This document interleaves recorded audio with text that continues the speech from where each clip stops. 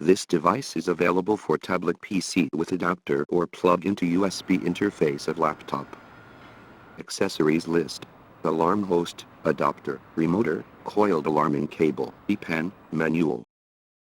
Remove the 3M tape in the bottom of the alarm host. Keep the bottom contacts away from holes. Place it on the table flatly, and press for 10 seconds.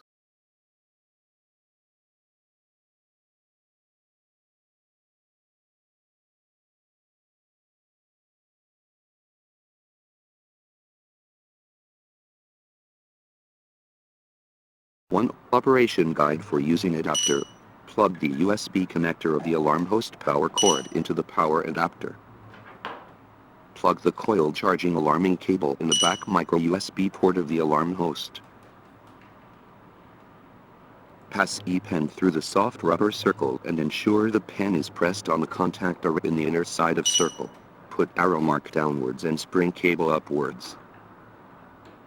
2. Operation guide for plugging into laptop interface.